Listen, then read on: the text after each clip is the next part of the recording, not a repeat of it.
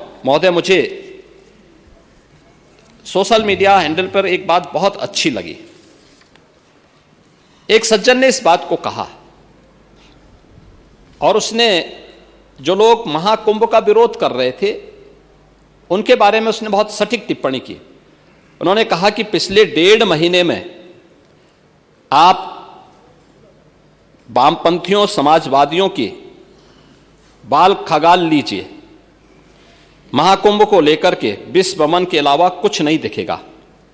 गंदगी, अव्यवस्था, पर्यटकों की परेशानी के अलावा इनकी बजबजाती वाल पर दूसरी कुछ भी नहीं मिलेगा। लेकिन इन सब से इतर धरातल पर इनकी बजबजाती विचारधारा का कोई असर नहीं है। हज के दौरान अव्यवस्था से होने वाली सैकड़ों मौतों पर चुप्पी साध जाने वाले भारत के वामपंथी सेकुलर स्कॉलर महाकुंभ की भव्यता पर उल्टी करते नजर आए हैं। हर बार इनकी कोशिश महाकुंभ को बदनाम करने और फेल करने की रही, लेकिन ऐसे तमाम लोगों की मंशा को दरकिनार करते हुए करोड़ों लोगों ने आस्था की डुबकी लगा करके इनके जले पर नमक छिड़कने का ही काम किया है। उन्होंने आगे लिखा है कि महाकुंभ के दौरान दुखद हादसा हुआ, इसके बाद भी आस्था और विश्वास तमाम परेशानियों पर भारी पड़ी। तीर्थयात्री समस्त परेशानियों और मुश्किलों का पहाड़ चढ़कर भी प्रयागराज महाकुंभ पहुंचे, वहां से स्नान कर खुशी खुशी वापस लौटे। रिश्तों के जटिल समीकरण का परिभाषा गढ़ता महाकुंभ अब समारोह की ओर है, लेकिन यहां से निकला संदेश हर सनातन के मन में अमिट छाप छोड़ गया है, जो वर्षों तक लोगों की बतकही और कहानियों में जीवंत रहेगा।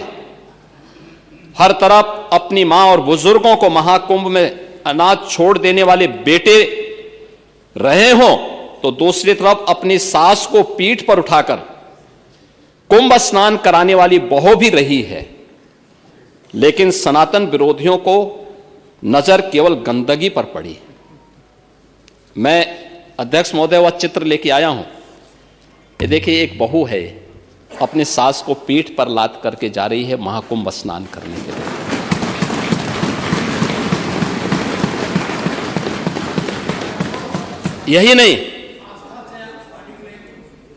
यही नहीं, आगे एक और बात कहते हैं।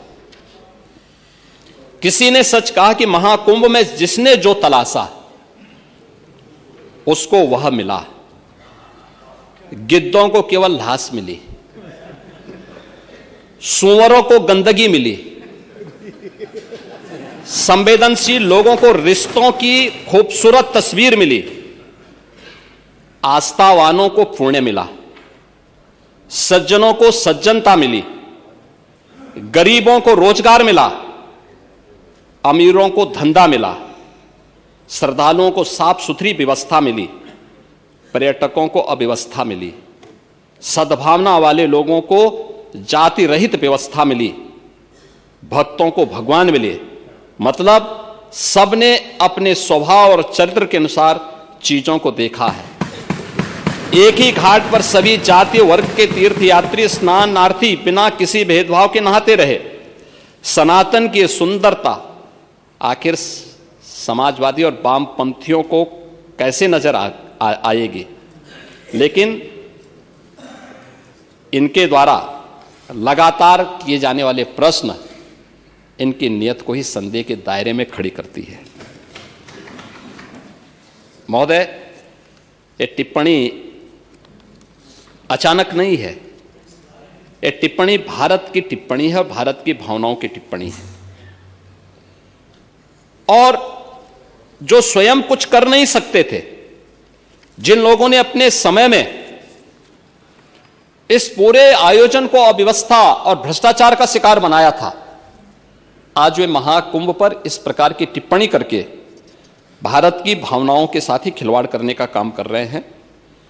और मैं तो केवल इस बारे में एक बात कहना चाहूंगा कि महाकुंभ ने पूरी दुनिया को भारत की सनातन एकता का संदेश देकर के एक भारत श्रेष्ठ भारत के प्रधानमंत्री मोदी जी के विजन को ही चरितार्थ करके दिखा दिया है कि विश्वास है तो पूरा भारत अपना सहयोग देने के लिए उतनी ही तत्परता के साथ खड़ा है जो महाकुंभ में दर्शन होता हुआ दिखाई दे रहा है।